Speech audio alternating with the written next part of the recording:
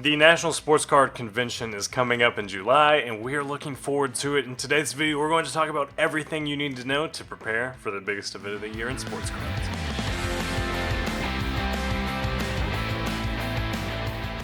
Lately, I've been trying to make more evergreen content, so I decided I would follow that up by making one about a very specific thing that's going to be over and then completely irrelevant for another year. So here we go. We're going to talk about the 2024 National Convention today. National this year is July 24th through 28th, and it is going to be in Cleveland. If you're going to go, we're going to be there. The Cardlines team is going to be there, so hopefully we can get together and talk about sports cards.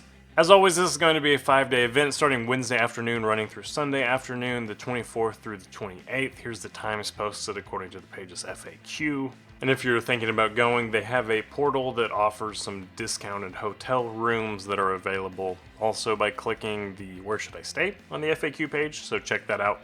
Obviously, I don't really care where you stay. I'm sure they get a kickback for putting you in those hotels, so price shop, see what makes most sense for you. It doesn't matter to me, it's an option. There are going to be a lot of vendors there. Just looking at the corporate sponsors, everybody who's involved. We have everybody from Arena to Beckett, Blowout Cards, Panini, Topps, Sports Card Investor, PWCC, PSA. I'm really excited. We could have a full-out brawl between our friends at Fanatics and Panini. Like, this is probably the first year where Fanatics really can walk around like, oh, we own everything. So it's going to be interesting to see how that goes. Every name on here on the sponsorship page, huge names.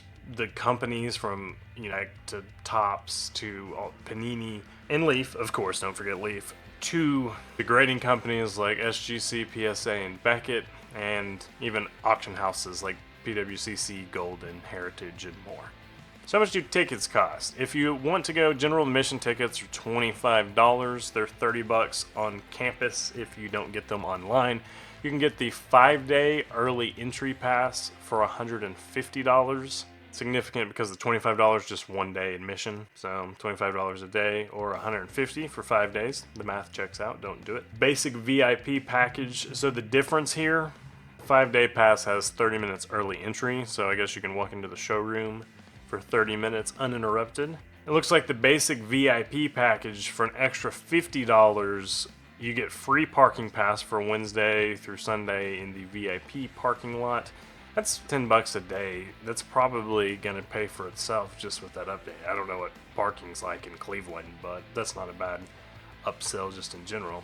You also, with this one, get a gift package, VIP autograph tickets, parking pass, and this hang tag badge for re-entry, and access to the VIP lounge, of course.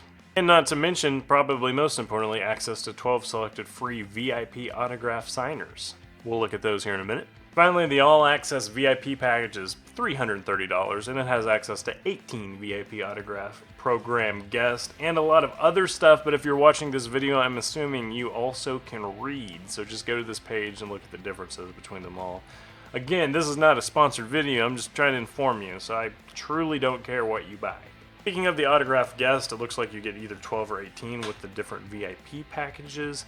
There's way more than that, so I don't know. Honestly, I've never done it. I don't know if you get randomly assigned somebody or if you get to pick or priority rank them. I'll probably buy these at some point soon. I probably should do that. That'd be cool. Alonzo Mourning, Miami Heat. I'm a big Heat guy.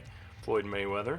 So it looks like there's a lot of different potential autographs, and if you're interested in just browsing who you could potentially encounter there, go to this page, autograph-guest. But if you've never done the National before and you're wondering what to expect, it is something that's been going on for 44 years now. I think they skipped the COVID year, I believe. I didn't go, so it might be 45 years. But location changes every year. This year it's going to be in Cleveland, like I said. It's going to be 600 plus of the country's most prolific dealers. It's going to be anything from sports card manufacturers to grading companies to people with some sort of presence in the sports card space. Except for your friends Cardlines, of course. We're not there as a vendor. We're just there as media. You got corporate support from all these big boys. They were all, like I showed earlier, on the sponsors page.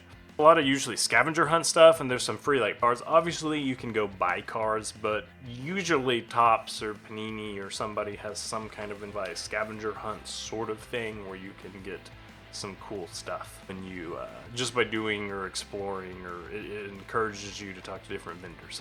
Again, if you're planning your visit, there's a page that gives you some information on booking and transportation. If you're thinking about becoming a VIP, there's a breakdown of what you can expect in the lounge. Next year it's going to be in Chicago. It's one of my favorite places to go. Is it in McCormick? No, it is not. I think you can go here for a list of all dealers. So if you're looking to see who's going to be at all these different booths, this is quite the PDF here. But I'm not going to go through all of them because it's like 35 pages. But it's going to have a lot of names and see who they represent. So if you're looking for a particular company, or maybe trying to figure out who you can talk to about, X, Y, or Z, check with this list. You're going to see who all is going to be set up at Exhibit Hall, and potentially you can get some conversations going even before you meet. It's just a general conference trick. If you can ever build that relationship before setting foot on the showroom floor, then you're probably going to have a lot more meaningful conversation. And now we're going to Cardlines.com for a few tips about how to deal with the Nationals. So one of the biggest things to remember is that cash is king. PayPal and credit card processors are typically set up at all the booths, but there's a lot of cash, so if you're comfortable carrying cash, then it is a good medium of exchange for the National.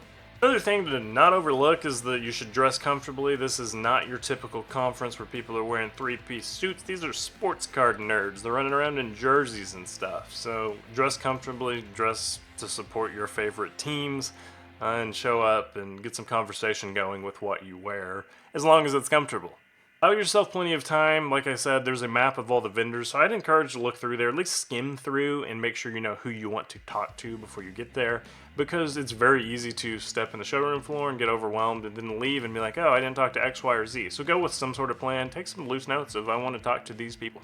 Bring a list of cards. If you're trying to buy, it's very easy to spend a ton of money there and leave with stuff that you weren't super excited about. Obviously, don't close the door on a good deal that presents itself, but if you say, hey, I want Jordan Love, Luka, and Jason Tatum cards, and you have something certain in mind that you're looking for, probably going to be happier with the collection that you leave with than if you're just browsing. Another thing to consider is carrying a backpack. It's also smart to carry some card care stuff with you, like penny sleeves or an 800 count box. Some of that stuff is potentially valuable. You might buy some cards, you might rip some cards at the National. Maybe you hit something nice and maybe you want to have a penny sleeve and a one touch to put it in. If you take that stuff with you, then you're much more likely to not have to pay the big bucks to buy it on site. Like I mentioned, there's some promos, scavenger hunts, there's a lot of cool prizes, some rare cards every year. There's like the Panini National packs. There's all kinds of stuff, so investigate that. There's some cool stuff. Some of it you can obtain for free just by being there. Most importantly, as Mike put it, be excellent to each other. We're all hobbyists. We all do it because we love sports and sports cards. So this is from last year's 2023 article about the Nationals. We'll do a refreshed version pretty soon. But all the tips carry over, and the most important one of being excellent to each other, as it says on the screen. I gotta move my camera a little bit, but being excellent to each other is the most important thing that you can do while you're at the National. The National is always a lot of fun, and I hope to see you there. What are you looking forward to most? Let me know below.